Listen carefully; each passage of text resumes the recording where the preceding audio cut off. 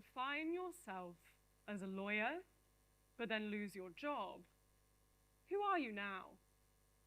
If you define yourself as a runner, but then suffer an injury that stops you running, who are you now? And if you define yourself as an all-A-star student, but eventually leave the bubble of school, what defines you now? Hi everyone, my name is Jade, and that was me.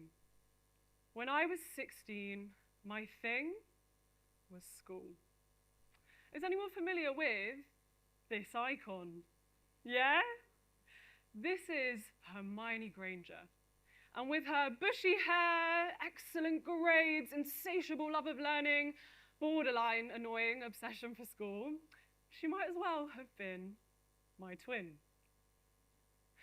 In biology, I was known for writing like the speed of light.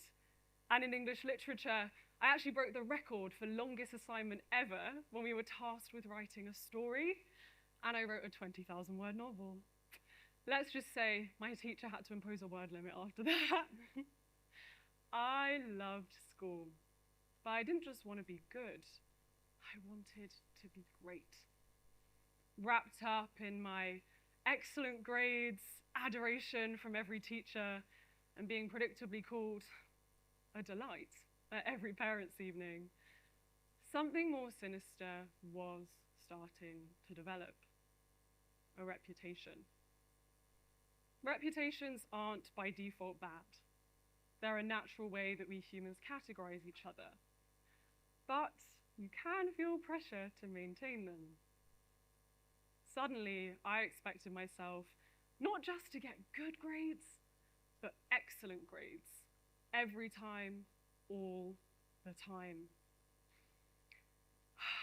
Let me tell you, I started to realize that I was worried I was never enough.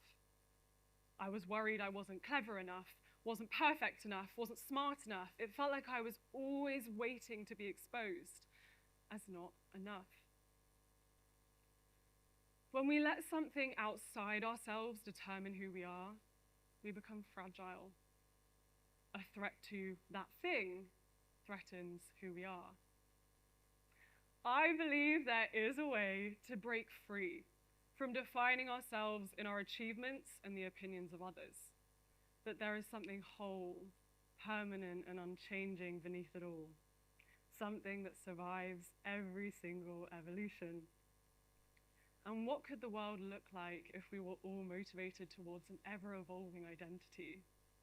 People might not stay in relationships that don't make them happy. Politicians could change their mind about bad ideas without fear of being called a flip-flop. And we'd all live with more freedom, more honesty, more humanity. Self-worth shouldn't be conditional, and yet for so many of us it is, especially when your reputation is building. Every compliment to your known identity adds another brick. And soon you realize that, brick by brick, it's becoming a tower of expectations, admired from the outside, but locking you in. Especially as women, the conditions are made clear to us from a young age. In order to be loved, our worth is often tied to our beauty, our palatability, our capacity to help everyone before ourselves. And the allure of conditional worth is enticing. It's actionable. We think, if I can perform this thing well, then I will be loved.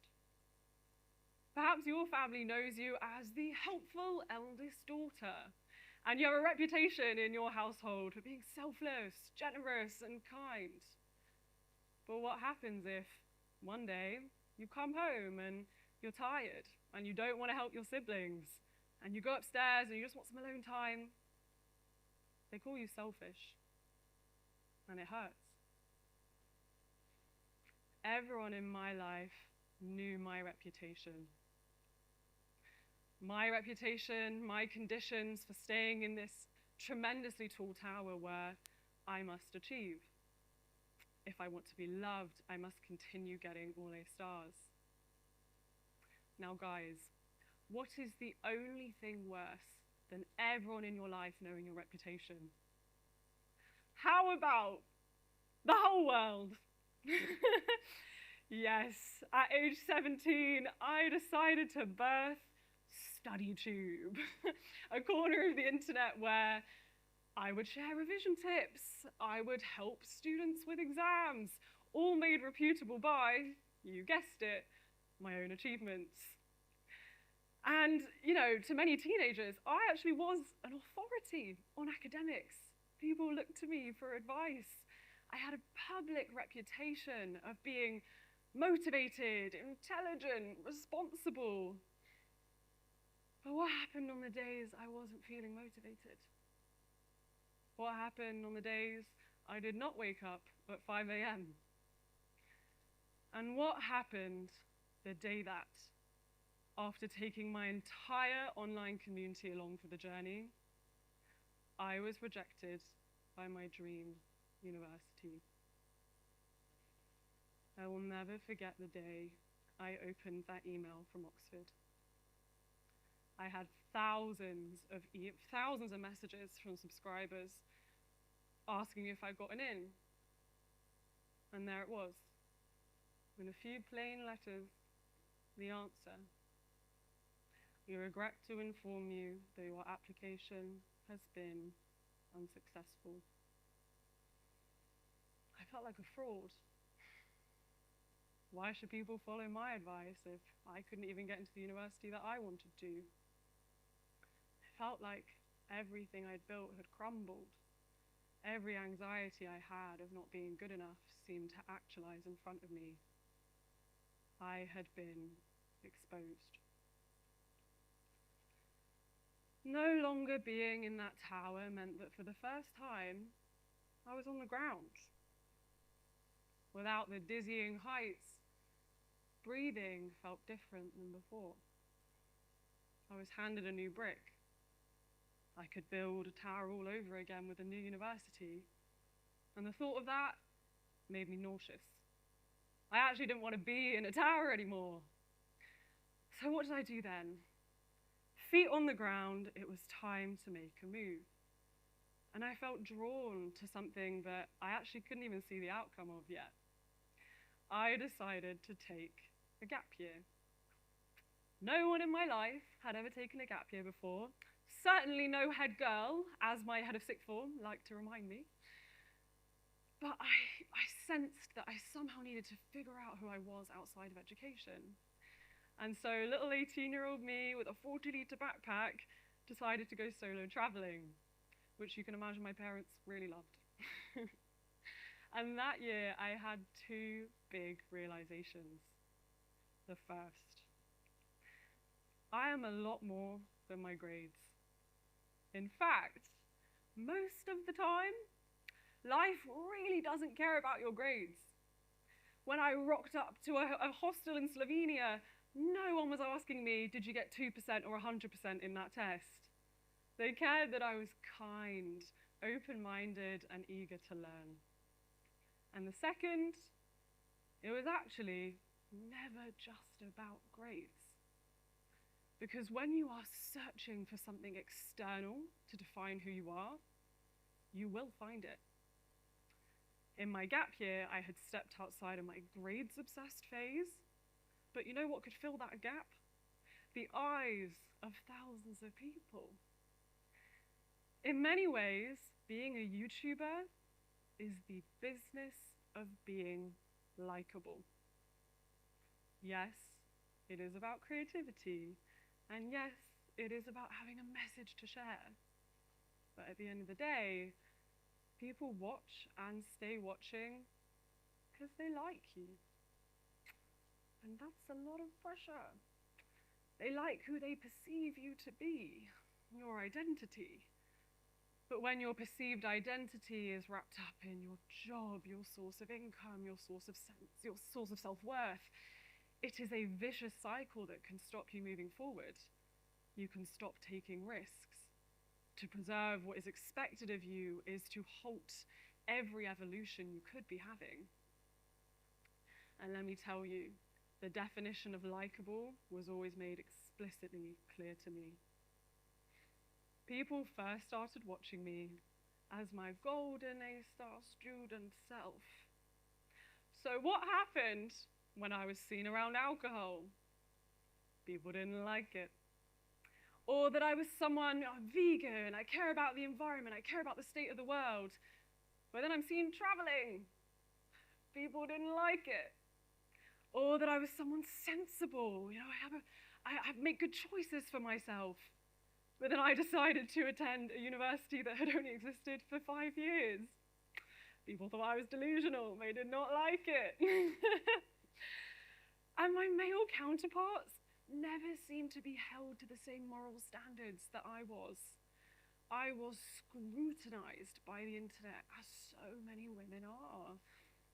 Do you think the men in my online circles were being judged on their intelligence, their social consciousness, their good influence in the way that I was? Spoiler, they weren't. I cared so much about adoration. And what warrants adoration more than aspiration? Last year, life decided to test if I wanted to live this way forever. I had been with my boyfriend for 4 years. Whatever your dream vision of the perfect partner is, that was him. Kind, loving, infinite green flags. He was a whole green forest. But I had a niggling feeling deep in my gut that somehow I wasn't happy. And I did everything in my power to silence it. I was doing what I had learned to with effortless ease online: perform a likable identity. People in my life knew me as Jade in the perfect relationship, and I loved being seen like that. When you feel a natural push to growth, you won't always want to listen to it. In fact, you might actively resist. It might call into question the foundations of yourself as you know it, and you will clutch at your current self and the comfort of others' validation, because it's simple, it's easy to stay there rather than grow. But let me tell you, the moment that you allow your current self to die is the moment that you will be reborn. I broke up with my boyfriend last February, and it was liberating. I was choosing the loss of a perfect imagined future for the uncertainty of one that I trusted to be better. And it turned out to be the right thing for both of us. When you allow yourself to change, you also give other people the permission to evolve. We're actually really good friends now, and he even looked through this talk, so there's always hope. This breakup was such a turning point in my life. It caused a ripple effect because it forced me not to define my sense of self-worth in other people's opinions, but in something here.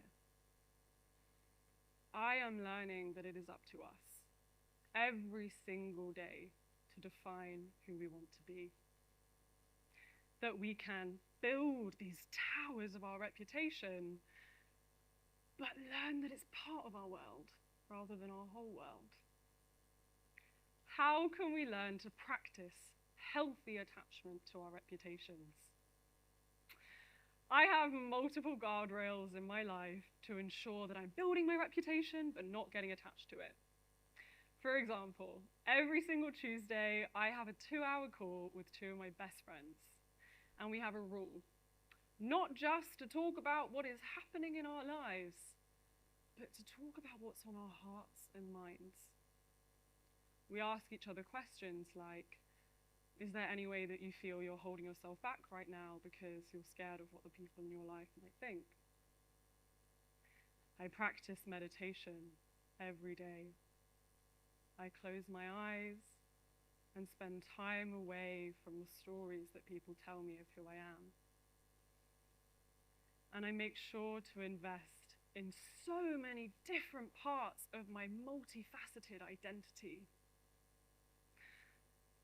I make sure to try new things, to constantly explore new sides of myself, so that if one area of my life is challenged, I know that there are so many other things that make me who I am.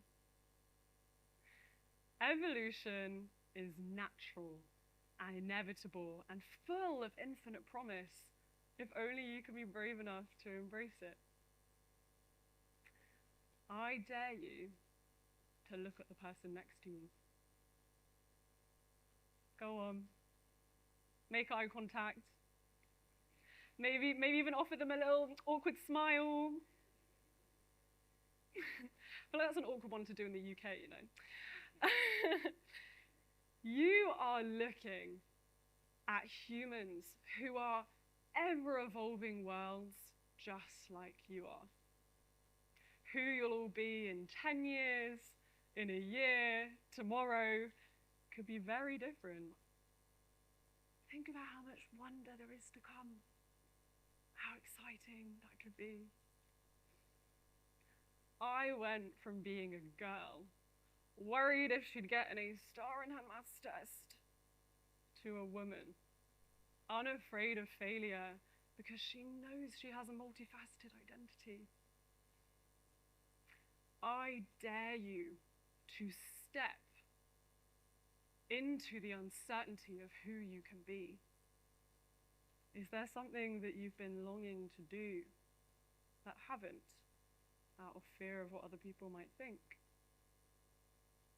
Take a moment to imagine what it could feel like to grow, to land your feet on the ground and to step into the uncertainty of change, to welcome all these new sides of yourself, to welcome the beauty of evolution.